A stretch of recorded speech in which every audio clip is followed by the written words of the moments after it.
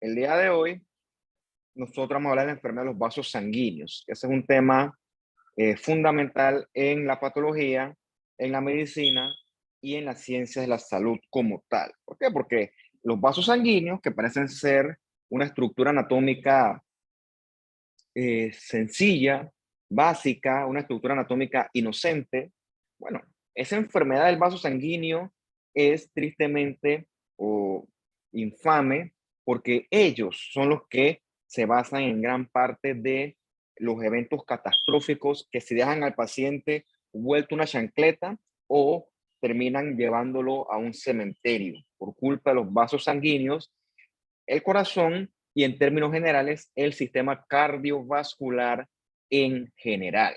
Tú verás que el vaso sanguíneo cuando se enferma es responsable de gran cantidad de la comorbilidad y de las muertes del ser humano. Llámale infarto al corazón, llámale enfermedad cerebral vascular, llámale trombosis venosa profunda y tromboembolismo pulmonar, llámale aterosclerosis. Todo eso tiene que ver en menor o mayor medida con un compromiso de los vasos, tanto los arteriales, pero también recordemos que los venosos también dan problemas, sobre todo con los eventos trombóticos, que les dedicamos una clase entera en algún momento del curso. Entonces, ¿qué ocurre? Por algún motivo, que pues ya vimos algunos, pero vamos a volver a retomar aquí, el vaso se puede obstruir, ya sea completa, que eso sí pues es catastrófico, o parcialmente. El punto es que la sangre deja de fluir con normalidad. Viene el tema este de la triada de Virchow, porque el flujo se vuelve turbulento o hay éstasis vascular. Eso altera la dinámica de la sangre dentro del vaso. Si no se corrige con el tiempo, la pared del vaso se va debilitando, se va cambiando, se va inflamando y eso se desencadena en lo que usted conoce como la producción de la enfermedad. ¿Qué pasó? Entonces, recordemos el corazón, ¿no? Un sistema derecho con esencialmente los vasos venosos y un sistema izquierdo esencialmente con la circulación periférica arterial. Importante aquí, una diferencia fundamental. Las venas manejan una presión mucho más baja que las arterias. O dicho de otra forma, dicho al revés, las arterias manejan una presión mucho mayor que las venas.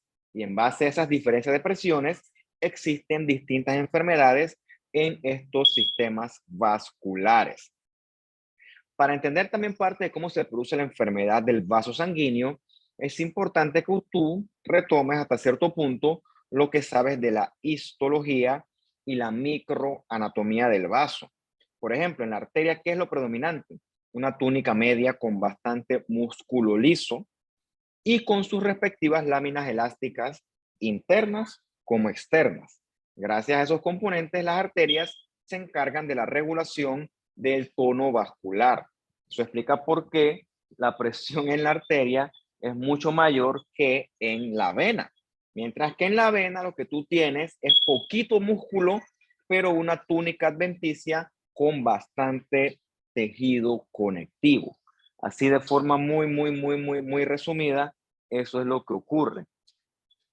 A ver, ¿y tú qué estás haciendo ahí? ¿Y por qué? Destruyendo los cuchillos. Entonces, esta imagen también es bien bonita porque esencialmente te esquematiza, si es que esa palabra existe, cómo se deberían los distintos vasos. Por ejemplo, en el sistema venoso tenemos las grandes venas, siendo las más grandes las venas cavas, la superior y la inferior. Entonces, la vena cava es curiosa porque puede tener algún grado de fibras elásticas. Jamás como una arteria elástica como tal, pero sí tiene algo de fibras elásticas. Entonces, ves que lo más prominente en la vena tiende a ser en proporción la túnica adventicia.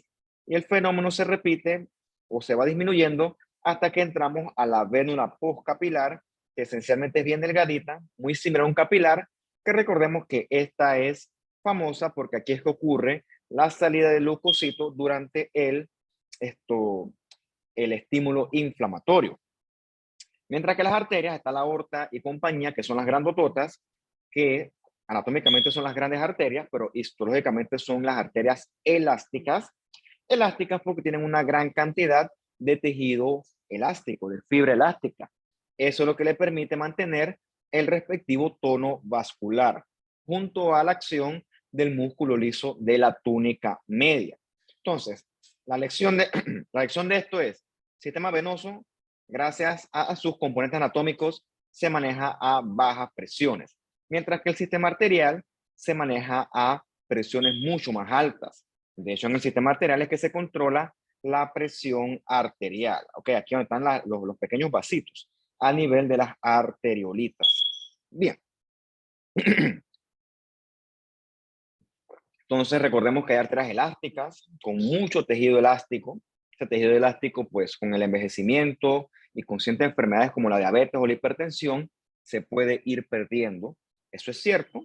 Las arterias musculares, que esencialmente son las que pueden sufrir cambios de su lumen vascular, ya sea por vasoconstricción o vasodilatación.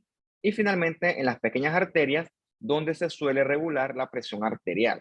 Y mira la arteria aquí que es muy gruesa, el músculo liso, y ves este zigzag que está aquí. Ese zigzag es la lámina elástica interna. En contraste con la vena es flaquita, ¿ok? Casi no tiene músculo y por lo general la luz de la vena suele ser bastante más dilatada en comparación con su contraparte arterial. De las venas, pues, importante la vénula postcapilar, pues ya hemos hablado bastante de ella, pero bueno, las venas suelen ser, por ejemplo, sitio de invasión tumoral. O sea, los tumores se desprenden y viajan a través de las venas. Eso tiene que ver bastante con el tema de las presiones. Recuerda que en la arteria, aunque es una arteria chiquitita, la presión es muy elevada para que cualquier cosa viaje por ella. Mientras que las venas, el tránsito, por así decirlo, es mucho más lento, mucho más no turbulento. Por lo tanto, es el sitio ideal para que las cosas viajen a través de. Un ejemplo es tumor, ¿ok? O también esos famosos trombos que se convierten eventualmente en embolitos. Y también las venas, al tener un menor tono vascular, suelen ser oprimidas por fuerzas externas de forma mecánica. Por ejemplo, si una condición fisiológica, el embarazo. Cuando el útero del embarazo crece, crece, crece, crece y llegamos a las 35 semanas, entre más adelante, el útero comprime estructuras vecinas. Un ejemplo de esta es la vejiga. Por eso que la mujer embarazada suele tener síntomas urinarios, urgencia por orinar, porque está el útero empujando a la vejiga y la vejiga queda con menor capacidad de poder contener la orina. Pero así como comprime la vejiga, ese útero del embarazo, que la palabra fancy es útero grávido, también puede comprimir las grandes venas que están en esa región pélvica. Esa es una explicación de por qué a esa paciente los pies se le ponen como un tamal, ¿okay? Porque esa compresión a esas venas, que por ahí están las ilíacas estas primitivas, eso aumenta la presión hidrostática en las venas y hace que, en la vena de los miembros inferiores, y hace que con el tiempo haya formación de edema de miembros inferiores. La paciente le pone el pie como si fuera un tamal, sobre todo en el dorso de los pies. Eso es producto de una presión mecánica, producto de ese útero que está creciendo. Bien, lo primero que vamos a hablar es la presión o la hipertensión arterial. Bueno, desde el punto de vista patológico, pues no hay mucho que hablar de ella. Realmente eso se habla más desde el punto de vista clínico. Del punto de vista patológico, pues no es que sufren muchos cambios. Esto es una cuestión más que todo neurohormonal, más que tisular como tal. Pero irónicamente, eso que le estoy poniendo así como bien leve, bien sublime, bien inofensivo, nada más alejado de la realidad. La hipertensión arterial, que la vamos a resolver en hipertensión y ya para que sea más cortito, eso es un enemigo oculto. ¿Por qué? Porque la presión arterial alta no duele. O sea, cuando a ti te duele algo producto de una presión arterial alta, como dije, chushi, tengo la medio de la cabeza, tengo la presión alta, ajo, créeme que ahí tu presión arterial está peligrosamente alta, ¿ok? Cuando hay daño o síntomas producto de la presión arterial, ya el asunto está fuera de control. ¿Qué ocurre? Esa presión arterial alta recuerda que pone a tu corazón en mayor esfuerzo. El corazón tiene que luchar con ese exceso de resistencia vascular. Recuerda que la resistencia vascular va a estar aumentada por varios mecanismos que involucran, por ejemplo, esos aumentos de estimulación neurohormonal. Entonces, eso pone al corazón en riesgo. Por eso es que el paciente hipertenso, él no siente nada, pero su corazón está trabajando constantemente a revoluciones altas. Con los años, el corazón crece y se desarrolla esa cardiopatía hipertrófica, que desde el punto de vista clínico también le llaman cardiopatía hipertensiva. Paciente, cuando le dan una placa de Tor de un corazonzón que no le cabe en el pecho. Habíamos discutido que sí, ese corazón es fuerte, late con potencia, pero al mismo tiempo un corazón frágil, corazón que no alberga tanta sangre porque la cavidad del corazón, las cavidades en general, están chiquititas porque las paredes están muy engrosadas. O sea que es un corazón que a pesar de ser fuerte, es disfuncional. Si lo sigues avanzando, el corazón obviamente te va a quedar en algún grado de falla cardíaca. Entonces, como en esas arterias hipertensas, el flujo sanguíneo también va a ser turbulento porque la arteria está apretada. O sea, como si cuando tú agarras una manguera, prendes la pluma, la abres, perdón, y le pones el dedo en la boquita de la manguera. El flujo sale así, sale con más presión. Bueno, así mismo ocurre de alguna forma con las arterias estas que están hipertensas. El flujo es turbulento, eso se asocia a mayor desarrollo de enfermedad coronaria, que hemos discutido bastante ya ahorita, y al final eso se asocia con eventos trombóticos que se pueden o que pueden desencadenar algún evento cerebral vascular. Y todo eso surgió de la hipertensión. Repito, el problema es que la hipertensión no duele. O sea, Dios no quiera, pero yo aquí ahorita estoy hipertenso, una presión 180, 120, y yo aquí no siento nada, estoy cool, tranquilo, como si nada. Por eso es que yo no busco atención médica porque no me duele, no me preocupa. ¿Okay? Un asesino silente, la hipertensión arterial. Por eso es que a pesar de que usted sea alguien sano, anualmente, aunque sea una vez al año, es correcto que tú te hagas un chequeo para ver cómo están ciertas cosas y si hace falta emparapetar, corregir o manejar algo, pues que se haga a tiempo. ¿Qué ocurre? ¿Por qué el paciente es hipertenso? Bueno, 90% de los casos, quizás 95%, no hay una causa determinable. ¿Okay? No sabemos por qué el paciente es hipertenso. Probablemente tiene una causa molecular de base que lo predispone a esto, pero estos mecanismos son desconocidos. Por eso es que hoy en día no podemos curar la hipertensión como tal. Sí la podemos manejar y sí la podemos controlar. Obviamente esa base genética se gatilla con factores del ambiente.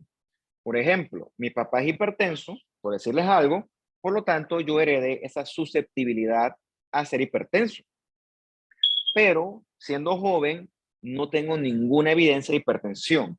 Pero con el tiempo pues me hago más viejo, aumento de peso, me convierto en alguien sedentario, fumo, tomo, como grasas y todo ese estilo de vida, todo ese factor ambiental, más el estrés propio de la vida del adulto, hacen que yo un día debute con una presión arterial a toda mecha. O sea, hubo un componente molecular genético y entonces hubo otro componente ambiental que gatilló ese evento de hipertensión arterial. Por eso es que en grandes rasgos se le conoce como una enfermedad multifactorial, porque también hay evidencia que si yo agarro, comienzo a hacer ejercicio, bajo considerablemente de peso, eso va a regular mi presión arterial. Probablemente tomando medicamentos, pues me va a ir bastante bien. O sea, eso está bien documentado. Bueno, desde el punto de vista de números, un cuarto de la población aproximadamente es hipertensa. O sea, 25%, o sea, uno de cada cuatro personas. Con la edad, como todo para variar, el riesgo de ser hipertenso aumenta y por un punto de vista estadístico, es más común en pacientes o en personas de raza negra, ¿okay? Afroamericanos. ¿Por qué? No me pregunten a mí, pregúntenselo a Dios que así nos hizo. Pero bueno, en ese sentido los negros también son resistentes a ciertas cosas que los blancos no. como por ejemplo los cánceres de piel. Así que pues hay ventajas y ventajas de cada tipo de raza. No sé, ahí no puedo decir nada. En ese sentido, pues es mejor ser mezclado como uno acá, pues. Ni blanco ni negro, ahí, mixeado, ahí. Tengo lo mejor de los dos lados, supuestamente. ¿Ok? Entonces, el problema para el paciente hipertenso es que como no duele, no se tratan y el paciente hipertenso te debuta con un daño a órgano blanco. Tipo, te hace un infarto de la nada, te hace una falla cardíaca progresiva, que no le molesta, cuando vas a ver el corazón está todo trajineado, o te hace un stroke, que es una enfermedad cerebrovascular. ¿Qué es lo bueno? ¿Qué es lo positivo? Que si tú controlas esa presión arterial a tiempo, uff, tú puedes prevenir gran parte de estos eventos.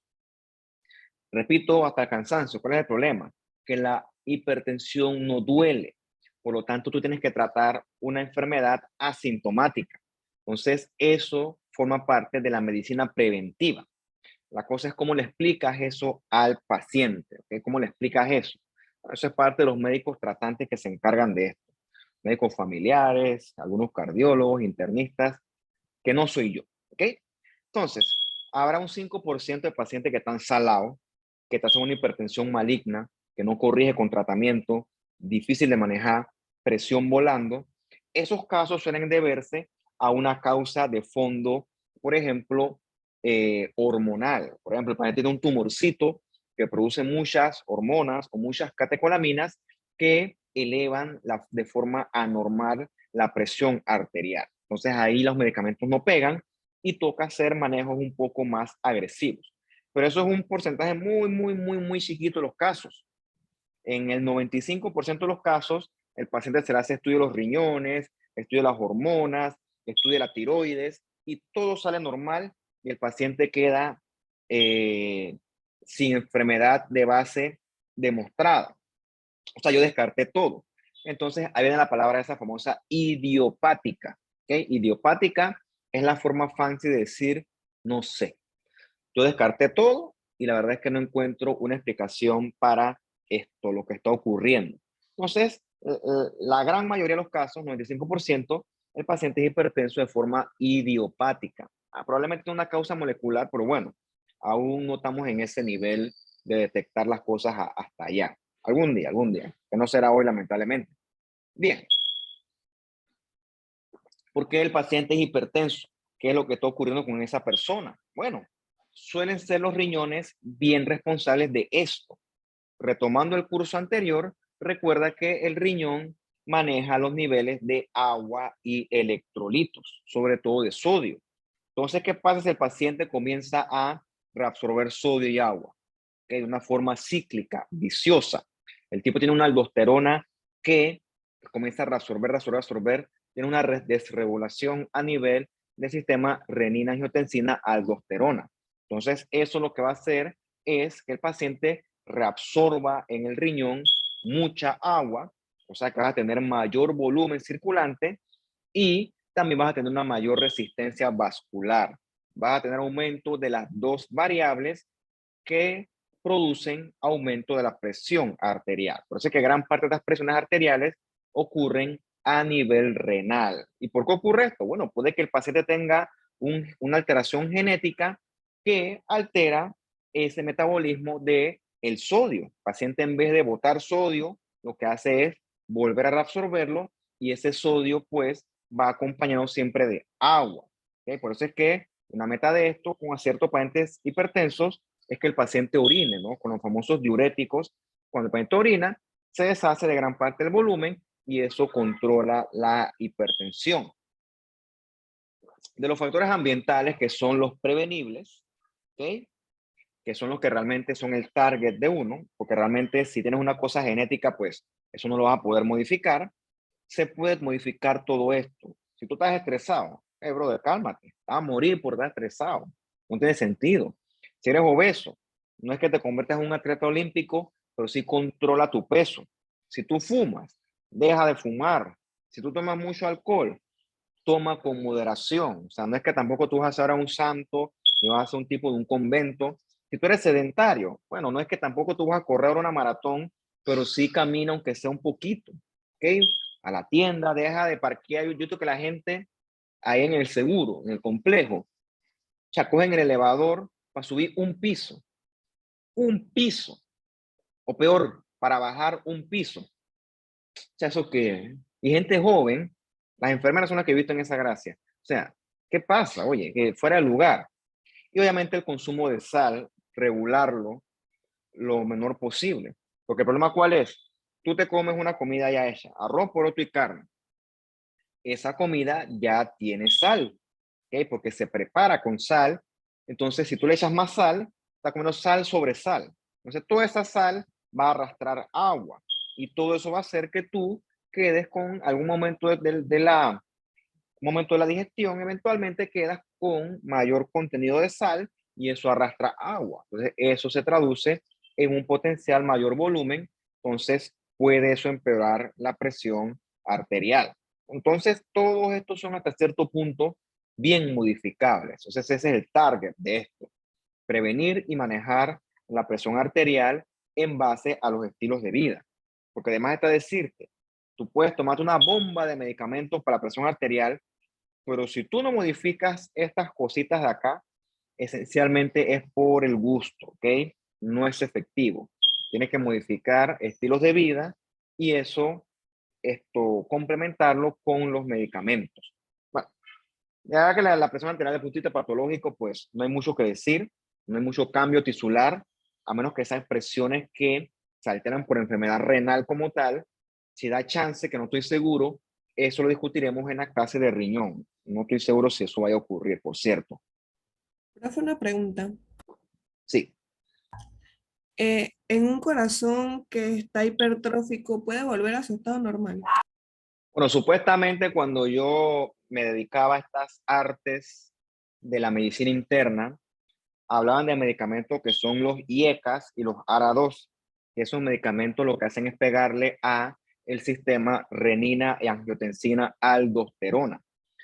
Alguna vez yo leí y me dijeron que esos medicamentos se asocian a un remodelamiento del corazón, que hasta cierto punto tomarlos infiere y favorece que el corazón, pues la hipertrofia disminuya. No te voy a decir que el corazón va a quedar nuevo de paquete, pero que así se controle y hasta si es posible con ciertos pacientes disminuya. Alguna vez eso forma parte de este concepto de la remodelación cardíaca, que repito, yo lo leí hace cuántos años, 2015, que hace 7 años. Probablemente la evidencia con respecto a eso hoy en día sea mucho más sólida, mucho más amplia. Pero de qué es posible, pues sí es posible. Lo que sí no es posible es que el corazón quede 0 kilómetros. Eso sí no. Pero sí se puede controlar esa cardiopatía hipertrófica y repito, hasta cierto punto, pues hay cierta evidencia de que existe esa remodelación. Eso es verdad. Nada más toca estudiarlo pues para documentarme bien, pero sí he leído que sí. Bien, vamos a hablar de lo que se nos va a tocar como un gran grueso de esta clase, que es la ateroesclerosis. ¿Okay? ¿Por qué es infame o por qué es famosa? Porque es la que subyace a los famosos infartos al corazón, que es una causa conocida y reconocida de muerte hoy en día y mañana en día, porque seguirá siéndolo. O sea, los infartos llegaron para quedarse. Entonces, esta aterosclerosis se basa mucho en la triada de Virchow. ¿Por qué? Porque al final es un evento vascular trombótico que obstruye la arteria. Y cuando la arteria se obstruye, entonces, ¡clácata! Ahí viene el infarto. Entonces, ¿por qué la arteria se obstruyó? Entonces, gran parte de esta obstrucción progresiva, que puede llegar a ser fatal, se basa en la lesión vascular. Esa arteria está lesionada. Ahora vamos a estudiar por qué esa arteria se lesiona, ¿ok? Entonces, hay factores que gatillan esa lesión. Factores hemodinámicos, factores inflamatorios y factores bioquímicos también. En papel, si yo te detengo esos factores, se puede controlar esa alteración de la arteria. Pero si no lo controlo, que es lo que suele ocurrir con los años, entonces viene la enfermedad. ¿Okay? Llámese una trombosis o una aterosclerosis, que es la que estamos viendo acá nosotros. Nuestro cuerpo, incluyendo las arterias, tienen mecanismos para repararse y adaptarse, pero por lo general el agente ofensor no se va, que el agente ofensor sigue ahí y eventualmente, progresivamente ves que la arteria aquí está, perdón, un poquito tapada, más tapada y muy tapada, ¿ok? Esto fue progresivo. Esto no ocurre de un día para otro, ¿ok? El agente ofensor sigue ahí y mientras siga ahí, si le da chance, que es lo que suele ocurrir, la arteria se va a ir tapando, tapando, tapando, tapando, hasta que el paciente debute con un evento coronario como tal. Entonces, todo esto subyace a una causa que es la lesión vascular. Un vaso arterial no simplemente, un vaso con aterosclerosis, mejor dicho, no es que tienes una placa de grasa y ya. O sea, no es que es una obstrucción mecánica y ya. Esa placa de grasa va a inflamar esa pared del vaso. Y tú sabes muy bien que en un sitio donde hay inflamación, hay lesión al tejido. En este caso va a haber lesión vascular. ¿Okay? Lesión vascular con alteración de los componentes del vaso. Llámese matriz extracelular, músculo isovascular y también endotelio. Entonces, estos ciclos de lesión, reparación, van a hacer que poco a poco los componentes proliferen. El músculo liso prolifera, el tejido conectivo prolifera. También la túnica íntima, los componentes subendoteliales también proliferan. Y todo eso va a hacer que el vaso cambie. El vaso se convierte en un vaso enfermo, en un vaso engrosado. Y ese vaso engrosado lo que va a hacer es que haya mayor turbulencia de la sangre. Esa mayor turbulencia de la sangre favorece a que este ciclo se perpetúe. Ese flujo turbulento es una gran explicación de por qué se dan al final del día estos eventos ateroscleróticos. Y otra explicación importante de por qué en las venas no hay aterosclerosis. Una pregunta importante. Tiene que ver con la turbulencia del flujo. En la vena el flujo es más tranquilito, relax, flujo lento. Por lo tanto, no se forma este evento catastrófico progresivo que sí se da en la arteria.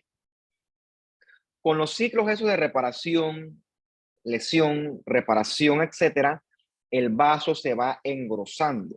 Se forma una nueva túnica íntima, engrosada, como la ves aquí. Obviamente esto aquí está bien trajineado ya, que es menos flexible, no es contráctil y que está inflamada, ¿ok? Teóricamente ese vaso se pudiera reparar, pero por lo general la lesión de base es una lesión persistente, ¿ok? La inflamación, cuando hay aterosclerosis, llegó para quedarse, ¿ok? Hasta cierto punto, el problema no es la aterosclerosis como tal, porque hay evidencia de que la aterosclerosis ocurre como parte normal de los cambios degenerativos del embarazo. Lo que es el problema con la aterosclerosis es la progresión de la placa de ateroma. Eso sí es un problema. Cuando nosotros hacemos las autopsias de un paciente que no tiene nada vascular, tú le abres la aorta y tú ves que en la aorta hay placas de ateroma. El paciente pues es un paciente flaquito, el paciente se murió por una infección, ponte, pero ese paciente viejo de 75, 80, 85 años o más tiene en su arteria aorta evidencia de placas de ateroma, ¿okay? Porque hasta cierto punto pues es normal, ¿okay? Pero el problema es cuando ocurre de forma precipitada y se forma una placa de ateroma que sí obstruye. Lógicamente en la aorta no obstruye porque la aorta tiene como el grueso un tubo de PVC, probablemente más. Entonces, para que tú obstruyas la aorta, mira, es imposible. ¿Okay? Para fines prácticos es imposible que la aorta se obstruya. Es demasiado grande. Pero bueno, la arteria coronaria no es tan grande y sí se puede obstruir. ¿Ok? Se lesiona esa túnica íntima y constantemente comienza a acumular estos lípidos. Colectivamente esos lípidos traen macrófagos al sitio donde se depositan y se forma esta placa que obstruye. ¿Okay? El nombre de esa placa es placa de ateroma. Per se, la placa de ateroma no es un problema. Por ejemplo, yo debo tener placas de ateroma a mi edad, chiquitas, inofensivas, que per se no son el problema. El problema es cuando esa placa de ateroma se rompe y sangra, porque ocurre el mismo fenómeno que vimos nosotros en la clase de la trombosis. Las plaquetas llegan, se agregan y entonces puede haber una obstrucción súbita de esa arteria. Entonces, por culpa de esa aterosclerosis, debido a ella, ocurren los infartos, siendo el más común en el corazón, pero también hay infartos en el cerebro. Y también hay infartos a nivel vascular periférico. Eso se da mucho en el paciente diabético. Paciente diabético, entre muchas otras cosas que tiene, es enfermedad vascular. Entonces, que el paciente diabético te hace esos pies diabéticos que se sobreinfectan. ¿Por qué? Porque sus vasos están enfermos y su inflamación es deficiente. Por lo tanto, ellos sus heridas no sanan como sanan las tuyas. ¿Ok?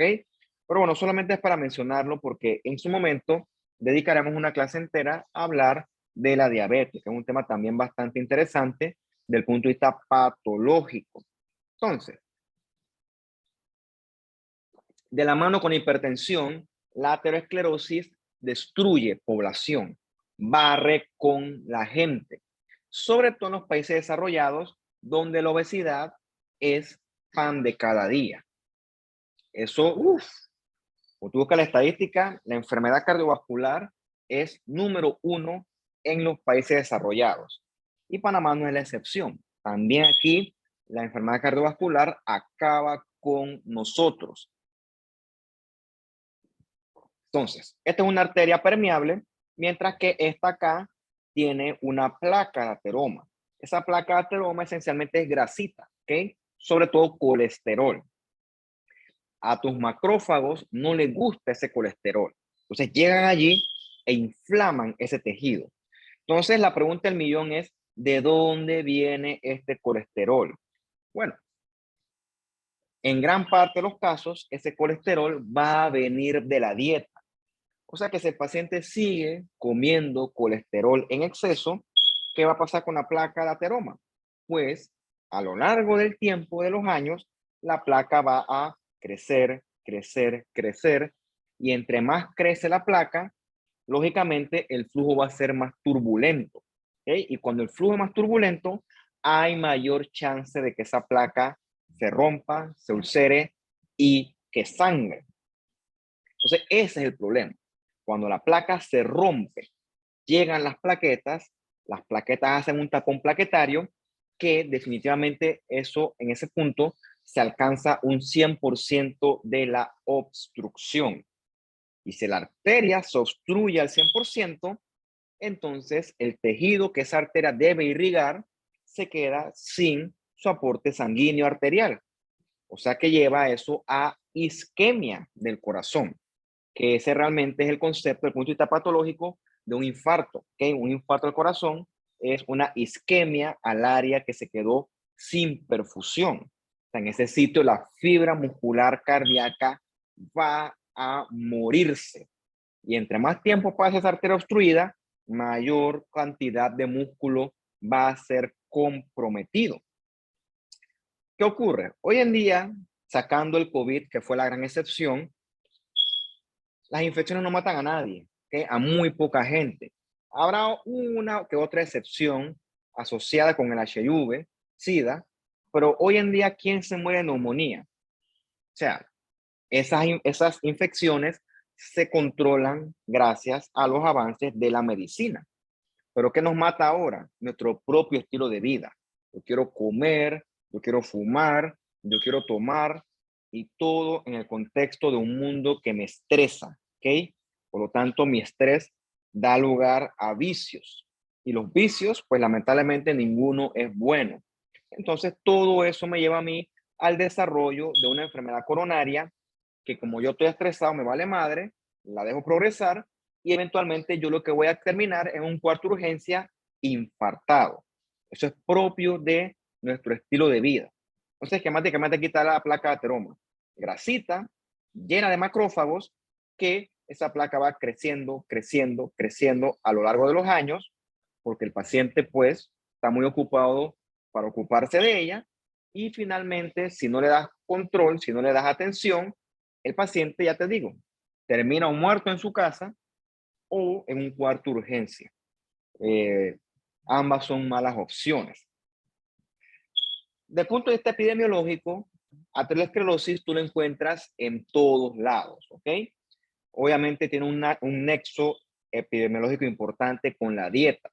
En los países desarrollados, las dietas son por tendencia hipercalóricas. Por lo tanto, entre más desarrollado el país, probablemente hay mayor chance de haber aterosclerosis asociadas a nuestros estilos de vida.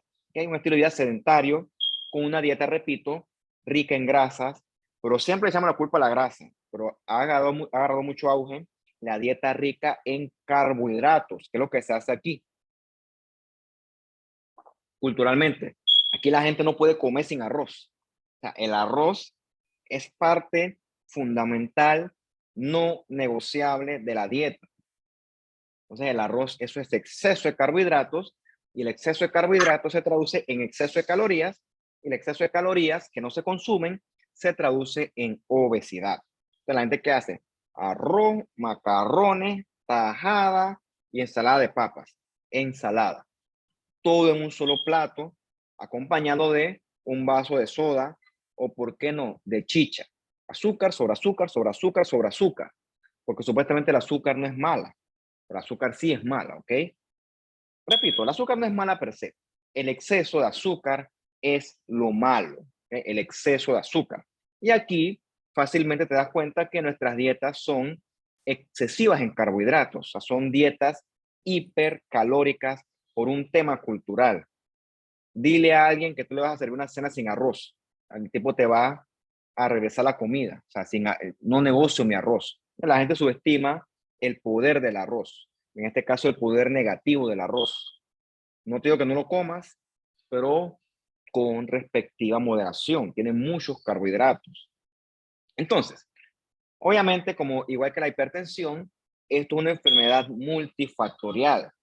Hay factores genéticos que te predisponen hasta cierto punto a sufrir de aterosclerosis. Por ejemplo, en el contexto de la hipercolesterolemia familiar, es un paciente que tiene problemas a nivel de los receptores de LDL. Por lo tanto, ese paciente, en vez de excretar el exceso de colesterol, él lo acumula en sus tejidos periféricos, siendo uno de estos tejidos periféricos las arterias coronarias. Lo mismo ocurre si el paciente es hipertenso o es diabético, o por qué no las dos. Eso lo ponen en mayor riesgo de sufrir desarrollo de aterosclerosis. Obviamente con la edad, entre más yo acumulo riesgo a lo largo de los años, pues más chance tengo de tener una placa de trauma cada vez más y más grande. Y con respecto al género, que la verdad me gusta esta palabra género, o sea, ese sexo, ¿okay? Será anticuado, pero es más claro. Las mujeres en edad reproductiva, como ustedes, biológicamente fueron favorecidas por Dios. A Dios quiere más a las mujeres. Es raro ver a una mujer joven enferma, ¿ok? Es muy raro. A una mujer infartada joven, eso es prácticamente inexistente. Pero a los hombres sí lo veo una chancleta por ahí, desbaratado por la vida, rodado flat, como dicen. Eso es porque los estrógenos en las etapas premenopáusicas protegen a las mujeres contra muchas cosas, incluyendo, por alguna razón que no he estudiado, me da curiosidad, contra la aterosclerosis. ¿Okay? Por eso en mujeres premenopáusicas. ¿Por qué? Porque se ha visto que a pesar de que en la etapa menopáusica y posmenopáusica hay terapia hormonal, pues no se ha demostrado que eso tenga efectos demostrables o comparables con la mujer premenopáusica. Pero sí, eso es extremadamente raro. Una mujer joven infartada con algo así. Eso no ocurre, por cierto. Así que pues tienes que buscar otras causas. Algo está ocurriendo ahí. De una mujer esa edad enferma, esto pues algo está ocurriendo ahí de base. Eso no suele ocurrir. Bien. Similar a la hipertensión, hay factores de riesgo que son modificables en el paciente con riesgo cardiovascular y riesgo de aterosclerosis. Y lo primero que es la dieta. Modifica la dieta. No es que no comas grasas, pero es que regules el consumo de grasas. ¿Ok? Todo en un...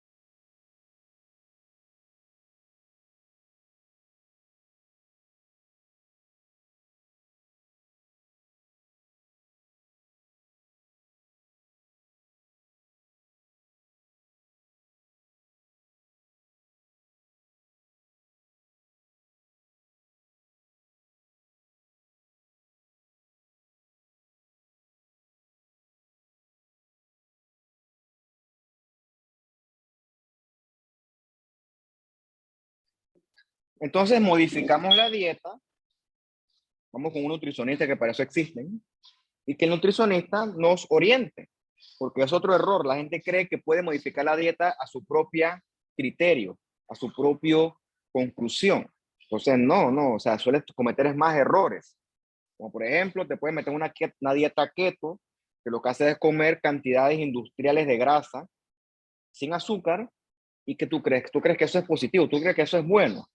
Claro que no. Entonces, por eso aparecen estos charlatanes que se hacen llamar coaches, que son gente sin estudios, hablando como si tuvieran estudios. Pero claro, le venden a la gente maravillas, le venden que vas a bajar de peso, que es una gran meta, pero dentro tus órganos, todos trajineados, todo vuelto una chancleta. Entonces es importante una dieta balanceada. Y también, ahí sí aportan ustedes, te puedes hacer tus controles de colesterol. ¿Okay? LDL, ¿por qué se le conoce como colesterol malo? Porque el LDL lo que hace es depositar el colesterol en los tejidos periféricos. En este caso, incluyendo las arterias coronarias. Entonces, si hay mucho LDL, el colesterol no se va a excretar, sino que se va a depositar en los tejidos. Por eso es que es importante controlar el LDL. Su contraparte es el HDL, o sea, el colesterol que le llaman bueno, entre comillas. ¿Por qué es bueno? Porque ese HDL lo que hace es movilizar el colesterol al hígado y se favorece entonces que el paciente bote el exceso de colesterol. Por eso es que una meta es tener un LDL bajito y un HDL alto, que son metas importantes con los pacientes con riesgo cardiovascular. Obviamente, modifica la dieta de colesterol. No digo que no vayas a una feria y te comas un chicharrón, pero no todos los días, ¿ok? No todos los días. También hay dietas con omega 3, que son los lípidos buenos, y evitar estas grasas poliinsaturadas, de los dulces, las margarinas. Margarina es la peor cosa que tú puedes comer, o sea, evita comer eso. Evita esa margarina, eso es completamente perjudicial. Y el high fructose corn syrup que está en todo. Gracias por el aporte. ¿Qué más tú puedes hacer? Ejercicio. Repito, tú no es que ahora vas a correr un triatlón, pero trata de ser un poquito menos sedentario poco a poco. Alcohol, no digo que deje de tomarlo, pero sí moderarlo. O sea, no te puedes tomar un trago, no tienes por qué tomarte toda la botella. No tienes por qué quedar en un estado inservible de embriaguez tampoco. ¿Okay? Un trago, una cerveza, qué sé yo, pero no es que tú tienes que quedar todos los fines de semana destruido, irreconocible. La clave aquí es la moderación. Lo mismo, control del peso. Bueno, el tabaquismo hay sin moderación. El tabaquismo es un vicio que no hay tal cosa como fumar moderadamente. O sea, fumar no debería, cero fumar. Y también los factores de riesgo de estilo de vida son modificables, pero si fracasan o no se cumplen las metas, que eso también puede ser una realidad, también hay tratamiento farmacológico con las famosas estatinas. Recordemos que nuestro hígado produce muchas cosas, incluyendo colesterol. Entonces esas estatinas, como la simvastatina, lo que hace es inhibir la HMG-CoA reductasa, y eso lo que se traduce es en menor producción hepática de lípidos y de colesterol. Ahora, no creas que la estatina es milagrosa. No creas que ya con estatina ya me salvé, ya cero estrés, puedo hacer lo que me da la gana. Claro que no. Si no la complementas con cambios en el estilo de vida, no estás haciendo nada. Y aparte que las estatinas no son inocuas, tienen sus respectivos efectos adversos que, pues, te indican que tienen un límite eso. O sea, si tú quieres una salud cardiovascular, tienes que cumplir parte o todas estas cosas. Eliminar el cigarrillo, control del azúcar, control de la presión arterial, control del colesterol, control de la obesidad, control del sedentarismo. Todas esas cosas son importantes al momento del control de la salud cardiovascular. Lo mismo, controlar la presión arterial, controlar la glucosa en el contexto de un paciente diabético, dejar de fumar, por Dios. Esa es una recomendación que no es negociable, sí es objetiva. ¿Ok? O tú controlas todas esas variables, estás por buen camino, ¿ok? Estás en camino a evitar que la placa de ateroma progrese. que eso es lo que no queremos. Pero bueno, digamos que el paciente llegó y ya tiene su placa bien instaurada, ¿ok? Lamentablemente la placa que comienza aquí, la placa atrae macrófagos, ¿ok? Y también linfocitos. Y en la placa de ateroma, o sea, en la pared de la arteria, comienza un evento proinflamatorio, que un evento donde vamos a resumir todos estos ítems de acá abajo. Entonces, se piensa que la lesión endotelial producto de esa inflamación es la gran base de la formación de la placa de ateroma, que se engrosa el endotelio y entonces el vaso se va a inflamar. Va a ser un vaso, una arteria que va a estar gruesa, va a estar rígida, ¿ok? Recordemos que la grasa suele venir de la dieta. Entonces, esta inflamación va a hacer que progresivamente el endotelio sea disfuncional, un endotelio proinflamatorio, un endotelio procoagulable, un endotelio que va a estar alterado. Entonces, obviamente hay factores que gatillan esa formación de esa placa de ateroma, como el paciente hipertenso, el paciente fumador y el paciente con eventos inflamatorios de base. Entonces, esto es lo que decía yo, ¿por qué la aterosclerosis ocurre en las arterias y no en las venas? Y esto se asocia mucho al flujo sanguíneo turbulento propio de una arteria. Mientras en sitios como las venas, donde el flujo no es turbulento, el endotelio, su perfil genético, protege contra la progresión o producción de la aterosclerosis. ¿Cómo los lípidos llegan a la arteria? Usted sabe que los lípidos no son solubles en el agua. Por lo tanto, los lípidos no se transportan libremente en la sangre. Los lípidos van unidos a otras proteínas que en conjunto generan estos complejos de lipoproteínas.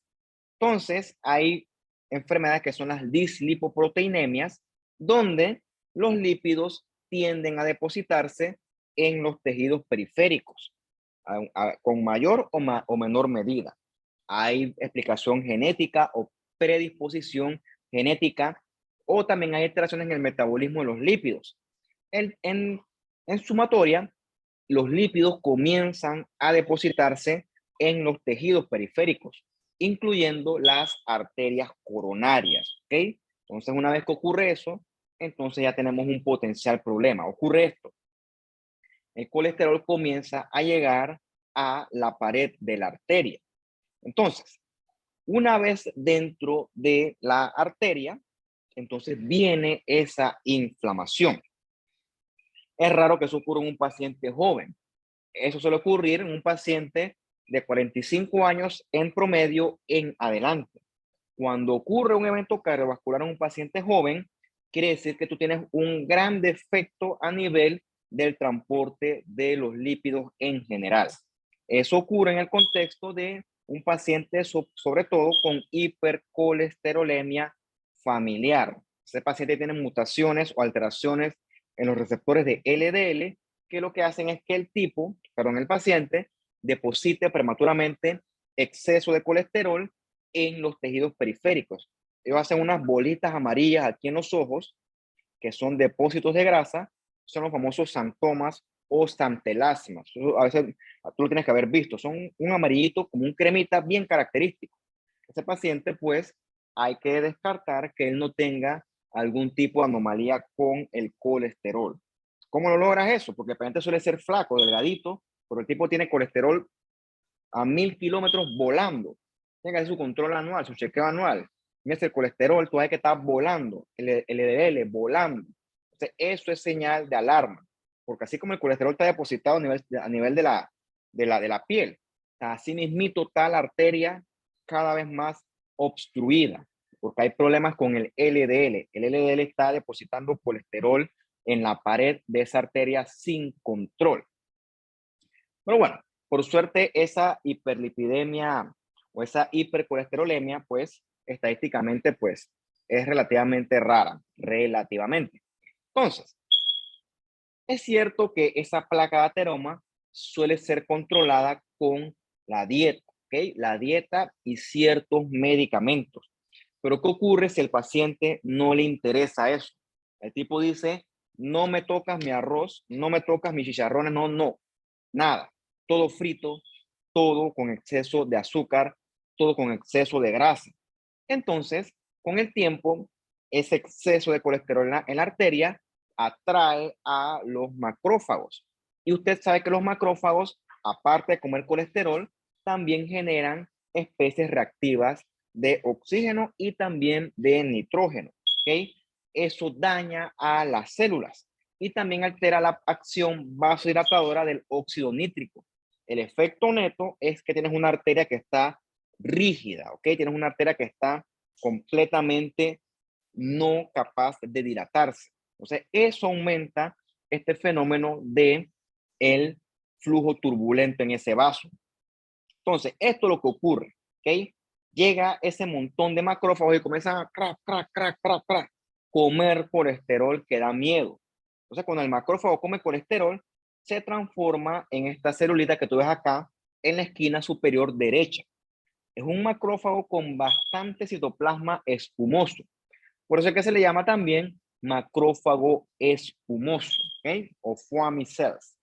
Los macrófagos espumosos son macrófagos que están comiendo activamente colesterol. Mientras que ellos comen colesterol, eso está inflamado, esa pared. Todo ese proceso inflamatorio sostenido, porque recuerda que el colesterol, que es el problema, no se ha ido, todo eso genera mayor cantidad de radicales libres. Y eso va poco a poco lesionando más y más la pared de esa arteria. ¿Ok? Se llena eso de colesterol oxidado, de LDL oxidado. Llega más inflamación ahí, más macrófagos, más linfocitos T, más citoquinas. O sea, totalmente inflamada la pared del vaso en función simplemente de la presencia de colesterol. ¿Ok? Entonces, realmente no es el colesterol per se el responsable de esto. Tristemente es la inflamación de esa arteria, ¿okay? Ese estado proinflamatorio de esa arteria que pues comenzó con el colesterol. Si le das chance, terminas en esto que está acá. Esta es una arteria, mira todo el espesor del vaso y mira el tamaño del lumen. Ese lumen está obstruido más de la mitad.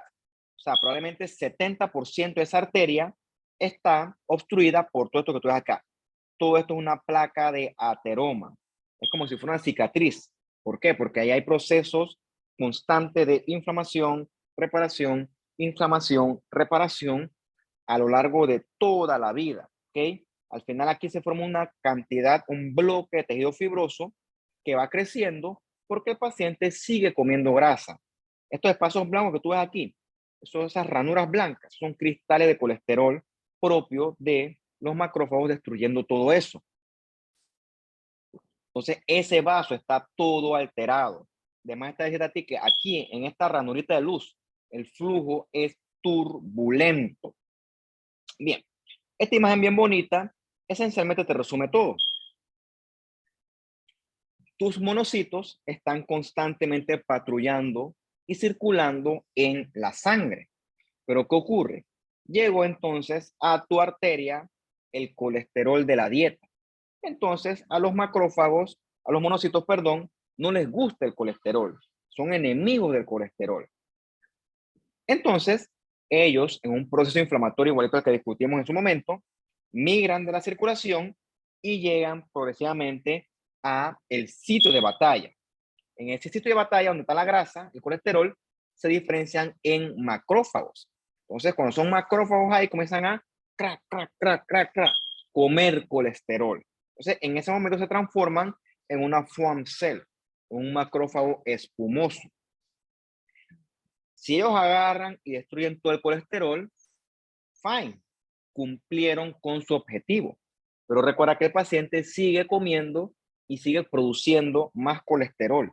Eso lo que hace es prolongar y perpetuar el ciclo este de macrófagos inflamando y comiéndose el colesterol en la placa de ateroma de esa arteria.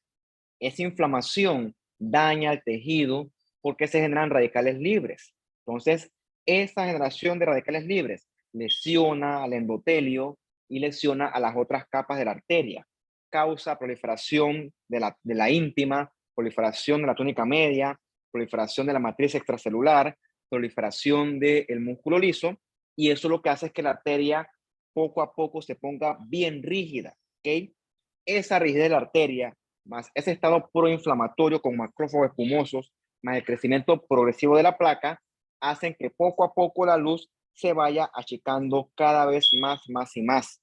Entonces, eso favorece que el flujo se haga cada vez más turbulento para ese paciente. Entonces, al final del día es esto, ¿no? Es la inflamación lo que favorece la progresión de la placa de ateroma. En esa placa de ateroma van a haber macrófagos que comen colesterol y linfocitos que producen interferón gamma y otras citoquinas proinflamatorias que promueven y prolongan esa inflamación, porque atraen más macrófagos a su vez. Entonces tienes ahí un estado proinflamatorio que lo que hace es lesionar cada vez más y más ese pobre vaso sanguíneo. Entonces, allí comienzan a proliferar todos esos elementos de la placa de ateroma. A todo se engruesa la placa y eso hace que la plaquita inicial del ateroma crezca cada vez más y más. También están involucrados aquí los factores de crecimiento, como este de las plaquetas y este de fibroblasto. ¿Qué hacen esos factores de crecimiento? Hacen que el músculo liso prolifere, hacen que la matriz prolifere y eso favorece que entonces la placa crezca más y más. En esa placa de ateroma, con el tiempo, lo que hay es un estado basal de inflamación crónica. Por ejemplo, cuando la placa está bien cicatrizada, eso es bueno entre comillas, porque esta es una placa estable. Pero si tú no controlas el asunto, que es lo que suele ocurrir, la placa evoluciona y se transforma en algo que sí es bien peligroso, que será una placa de ateroma inestable, ¿ok? Eso es lo que no queremos nosotros, porque la placa inestable es la placa que se puede romper, ulcerar, sangrar o erosionar, y cuando ocurre eso, es lo mismo que cuando tú te lesionas cuando te cortas. Como te cortas, sangras y esa sangre atrae plaquetas. Entonces, ahora imagínate que eso ocurra dentro de una arteria. ¿Okay? La pobre arterita se va a obstruir. Entonces, esas placas que tienen tendencia a romperse y a sangrar, esas son las placas inestables. En esas placas inestables es que si no haces algo al respecto, en esas placas es que va a venir entonces la obstrucción como tal. Entonces, ¿qué cambios morfológicos hay en la aterosclerosis desde el punto de vista patológico? Bueno, les dije que es normal estos depósitos de grasa, por ejemplo, en esta aorta. Esas rayitas de grasa que en el microscopio se ven como estos macrófagos espumosos, pues hasta cierto punto pues son normal y son parte propia del envejecimiento. Como dice aquí, se forman a partir de los 10 años, pero como son en la aorta, esos depósitos de grasa o fatty streaks como de hileritas de grasa, son relativamente inofensivos en la aorta. El problema es cuando esas placas ateroma crecen entonces en arterias coronarias. Mira, pasa el asunto de ser un fatty streak a ser lesiones amarillas bien elevadas, o sea, llenas de lípidos que crecen y pueden sangrar, como lo ves aquí. ¿Ves esto chocolate? Todo eso es sangre coagulada ahí, o sea, allí hay un trombo. Y si verás esto al microscopio, eso está lleno de macrófagos espumosos, de linfocitos, de fibrosis con colágeno y lleno de grasa también. Entonces ya eso es una placa de ateroma que está bien avanzada, como la tienes aquí. Mira, es una arteria coronaria y ves cómo está chiquitita la luz. Y toda esa luz está ocupada esencialmente por una proliferación de tejido fibroso. O sea que allí hubo inflamación. Y esa inflamación da lugar a reparación del tejido que con el tiempo lo que hace es achicar más y más la pobre luz del vaso. Todo esto está en un constante proceso de inflamación, reparación, que con el tiempo, con los años, los cambios son tan progresivos que hasta se calcifica esa arteria, la pared se calcifica. A tira línea lo avanzado que suele estar esto. Esto que está aquí, estas cosas moradas, esos son calcificaciones propias de una aterosclerosis de uf, años de evolución, años de evolución. ¿Por qué se ve así? Pues cuando el histotecnólogo pasa la calcificación en la hoja del micrótomo, en la navajita esa, la calcificación se rompe, porque no la puede cortar el micrótomo, por eso que se va así toda fragmentada la calcificación. Entonces, como tú ves esto así, es una aterosclerosis de larga data. Eso se lleva rato ahí cocinándose. Este vaso está totalmente enfermo. Este vaso obviamente no se puede dilatar. El vaso está stiff, el vaso está rígido. Y obviamente ahí el flujo sanguíneo es turbulento. Todo esto está un vaso completamente enfermo, que si esta plaquita se rompe, se forma aquí un coágulo de puras plaquetas y obstruye el 100% de esa luz.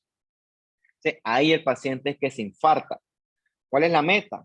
Evitar que la arteria progrese a eso. ¿Okay? Esa es la meta. Eso es lo que discutimos al principio de la bendita placa de ateroma y la aterosclerosis. Esto que ves aquí, estos blanquitos, son los macrófagos espumosos. Ellos comienzan a comerse todo ese colesterol y atraen más y más macrófagos, llegan a los linfocitos T y ahí se forma un proceso proinflamatorio. Esta ranura blanca es un colesterol cleft o una ranura de colesterol, o también le llaman cristales de colesterol. Cuando hay exceso de colesterol, así se ven en el microscopio. Y todo aquí hay un montón de depósitos de materia extracelular, un montón de tejido conectivo, producto de ese ciclo interminable de inflamación, reparación, prácticamente infinito. Bien, ¿qué ocurre cuando dejamos que eso ocurra? ¿Okay? Cuando no hacemos nada o el paciente no hace nada y el tipo dice, historia natural de la enfermedad. Entonces la placa se va a romper, va a sangrar, las plaquetas se van a agregar y van a tapar todo el vaso. Entonces ahí es que el paciente sufre un infarto al corazón en la mayor parte de los casos. Pero también puede ser un infarto a nivel cerebral o en el caso del diabético pueden ser infartos a nivel de los miembros inferiores. Un infarto se llama eso más bien isquemia de los miembros inferiores con soroinfección, que es lo que ocurre en la enfermedad vascular periférica. Claro, ¿no? Eso no ocurre del día a la mañana, perdón, de la noche a la mañana, no ocurre en horas, eso son años, ¿ok? Y va a depender de qué vaso sea el afectado y de si la placa es chiquita o es grande y sobre todo si es una placa que es inestable. La placa inestable es realmente la que nos va a preocupar. Entonces, cuando el paciente llega a un 70% de obstrucción de la arteria, ahí es donde comienza el dolor y los síntomas de angina. Ahí es donde el paciente debería, pues, comenzar a preocuparse porque su enfermedad ya está bastante avanzada. Entonces, si tú dejas progresar esa placa se puede convertir en una placa inestable o también le llaman placa vulnerable. Esa es una placa friable, suavecita, porque está muy inflamada, llena de puros macrófagos espumosos y puros lípidos. Entonces, esa placa proinflamada es la placa vulnerable que se puede y se va a romper. Mientras que las placas que tienen un poco más de tejido fibroso, ¿okay? Que son más ricas en colágeno, son menos propensas a romperse y por eso se le llama placas que son estables. Obviamente esa placa de ateroma, independientemente de cuál sea, va a estar con un fondo inflamatorio de base, ¿ok? Esta inflamación lo que va a hacer es favorecer que esa placa sea más suave, más propensa a romperse. Obviamente recuerda que los vasos sanguíneos se rigen por estímulos neurohormonales, o dicho más precisamente, por estímulos adrenérgicos. Si el paciente es hipertenso, si el paciente está estresado, si el paciente está en un estado pro de vasoconstricción, eso va a aumentar el estrés mecánico en la placa. Según el libro, me parece perfectamente lógico,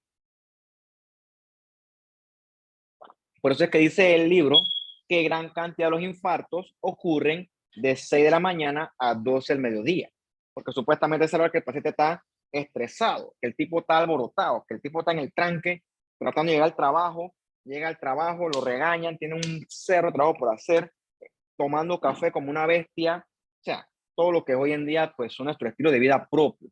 Entonces, cuando el paciente está así todo estresado, que está bombeando catecolaminas que da miedo, y encima tomando café que da miedo, todo eso como una placa de ateroma, bueno, ahí viene la catástrofe y el tipo le infartan en el trabajo. Y el tipo, bueno, hay que correr ahí, pues. Pero bueno, como dice acá, de último, por suerte, no todas las placas de ateroma terminan necesariamente en un infarto, ¿ok? Por suerte no. Pero bueno, ya sabes que la lección de esto es que esto es controlable, ¿ok?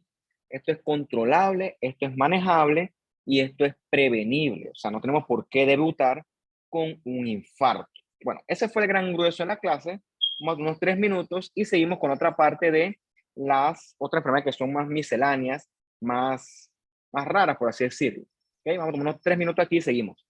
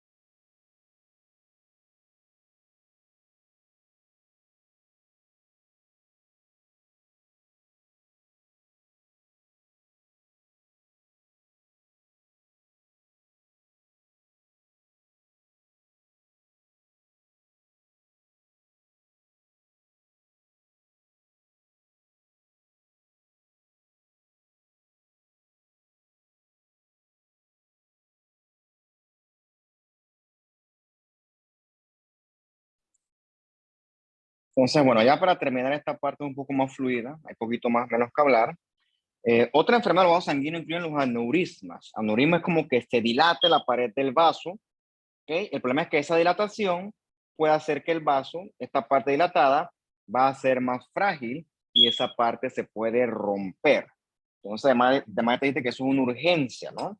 Obviamente yo sé que eso no tiene mucho que ver con su área, es para que sepa que son cambios que pueden ocurrir, se asocian en hombres para variar fumadores de 50 años. La pared lateral ¡blup! Se infla, se dilata y es susceptible a ruptura. También otro evento que se llama la disección aórtica, que es que se rompen planos de la pared de la aorta y en esos planos se cuela sangre, como si fuera un tercer espacio. Entonces, esta disección aórtica puede crecer, crecer, crecer y también puede disecarse toda la pared de la aorta y al paciente se le perfora esa arteria. Entonces, eso me dice que eso es, pues, potencialmente fatal, eso es una urgencia. Se asocia mucho a los pacientes hipertensos, otra complicación o otra consecuencia catastrófica del paciente hipertenso, y el tipo eso le duele, ¿okay? Le duele el pecho como si lo estuvieran matando en ese momento. Entonces, esa es otra causa de dolor torácico que no tiene nada que ver con infarto, ¿no? Esa disección aórtica. A la vasculitis también, que son enfermedades que tienen una etiología autoinmune.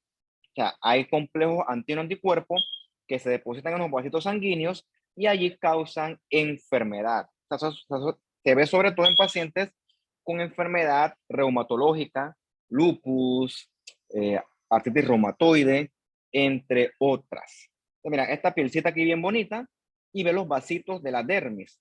¿Ves cómo están todos bien, bien, bien inflamados en la periferia?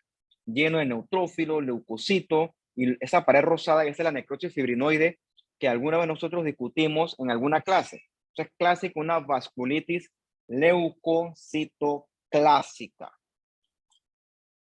Entonces, en esta tablita puedes comparar ciertas vasculitis y qué hallazgos tú encuentras en función de los leucocitos que están presentes. Bueno, de la enfermedad venosa ya hablamos bastante en su clase de la trombosis, así que aquí podemos ir un poquito más rápido. Las varices son venitas que se dilatan y se ponen bien tortuosas, así bien irregulares.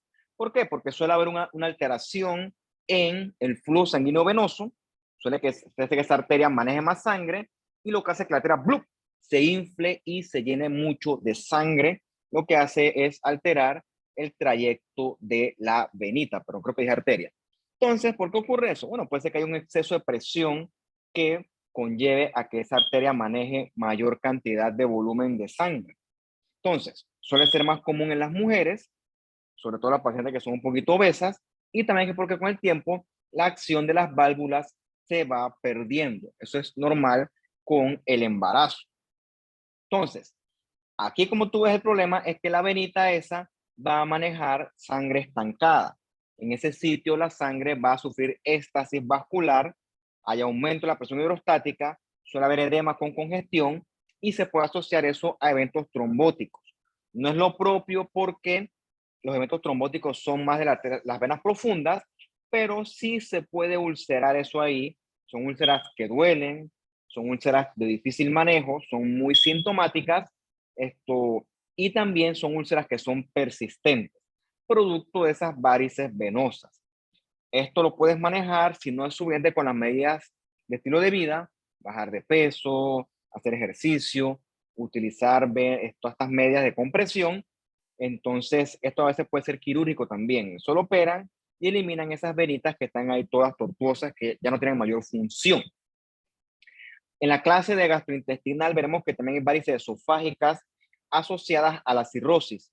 ¿Qué ocurre ahí? En ese sitio la vena está bloqueada, la vena porta, por lo tanto toda la sangre venosa se queda acumulada en el sistema venoso esplácnico. Entonces esas venitas van a manejar mayor cantidad de volumen y como las venas son delgaditas, algunas se pueden romper después de cierto punto. Por ejemplo, las del esófago. Y el paciente va a quedar vomitando sangre a toda mecha. Eso es potencialmente fatal. Y las hemorroides que usted conoce, las hemorroides ocurren porque una venita del plexo hemorroidal, ¡puf!, se infló. ¿Por qué ocurre eso? Porque el paciente suele tener estreñimiento. La persona va al baño, hace mucho esfuerzo y ese aumento de presión intraabdominal hace que la vena se infle la vena. ¿Qué ocurre? Esta pared dilatada de la venita es más débil. Con el movimiento de las heces, la fricción mecánica, eso se puede ir rompiendo, se puede poco a poco sangrar y eso duele, ¿ok? Eso es muy sintomático para el paciente, pero también tiene tratamiento, o sea, no es que eso es el fin del mundo tampoco. Bien, y la última parte habla un poquito de los tumores vasculares. Y el más común es un tumor benigno que es el hemangioma. Suele ser común en los bebés recién nacidos, los chiquitos. Son estos tumores que visualmente son impresionantes, son medio feos, rojos, irregulares.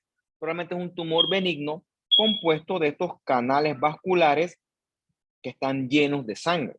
Lo bueno es que fuera de lo estético, con el tiempo suelen regresar y desaparecen ellos solitos. Un hemangioma perfectamente benigno, no tiene ningún tipo de transformación maligna ni ningún tipo de relevancia clínica fuera de el tema estético. Esos hemangiomas también suelen aparecer en la cavidad oral, sobre todo en las mujeres embarazadas, y se les denomina también tumores del embarazo. Por ejemplo, lo ves aquí, ¿no ves aquí esta lengüita que tiene este tumorcito rojito? O aquí esta mucosa labial, tumor chuzo, un cáncer. Bueno, no, lo ves en el microscopio y son puros canales vasculares llenos de sangre.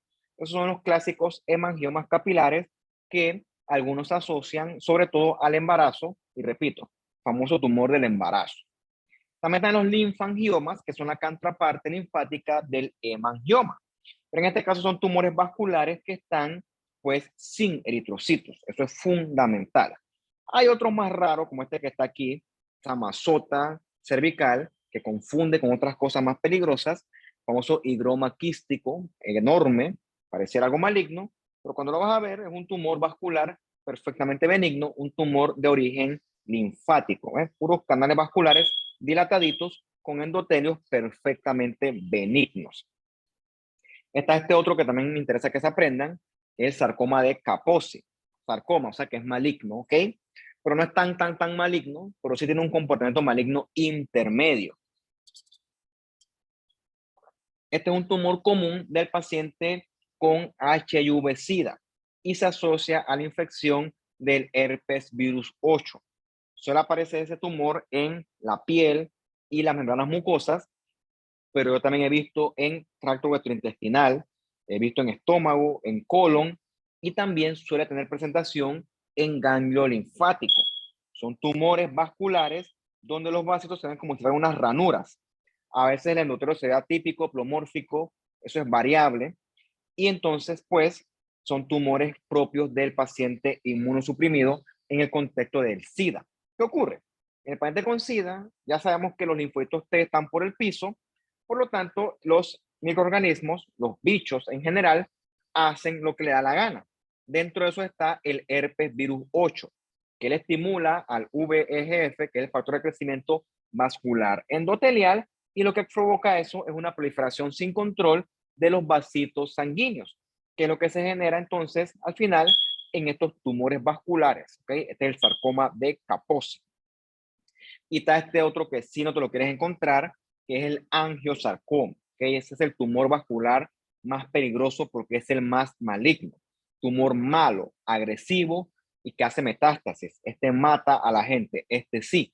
Mira tú, en 5 años, o diagnosticas aquí hoy, y en 5 años un 30% están vivos los pacientes. Un tumor bien bravo. Aparece en todos lados, piel, tejidos blandos, y el que yo recuerdo haber visto le apareció una mujer joven, 30, 33 años, y lo tenía en el corazón. Un tumor espantoso, súper maligno, ¿ok? Horrible.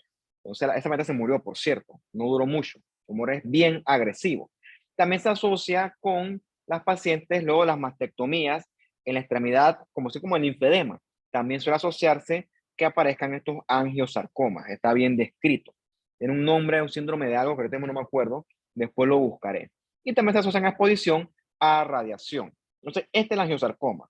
Tú ves que son células atípicas, grandes, chiquitas, algunas forman estos espacios vasculares y la tipia suele ser de alto grado. Es más, a veces tienes tumores que no parecen un tumor pobremente diferenciado. Toca hacerle la inmunohistoquímica y demostrar que estos son células con marcadores vasculares positivos, CD31, CD34, ERG, y allí es que tú haces el diagnóstico. No contento con eso, son de los tumores que no son epiteliales, pero sí marcan citoqueratinas. Entonces, eso nos puede llevar al desvío y ponerle carcinoma a algo que siempre fue un angiosarcoma. Hay que tener cuidado con estos tumores. ¿Por qué? Porque, repito, son bien malos los condenados. Bien, esa es la última ya. La gran parte de la clase fue la aterosclerosis. A ver, muchachos, ¿tienen dudas, preguntas, comentarios?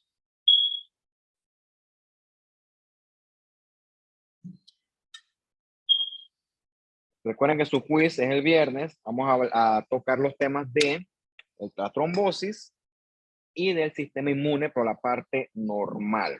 ¿Okay? Y el otro viernes, el gran evento suyo, que es su parcial, que es hasta las neoplasias. Bastante material, pero yo siento que también ha tenido bastante tiempo, así que pues me parece que es una pelea justa. Bueno, muchachos, no los puedo atender más porque tengo que ir al hospital. Entre más rápido, mejor. Entonces los dejo para acá en sus actividades y si todo sale bien, nos veremos nosotros el viernes para hablar de la enfermedad del corazón, que es la que viene retando. Bueno, chao, cuídense y que estén muy bien ustedes. Saludos. Gracias. Ah, Chao, Hasta profe. luego.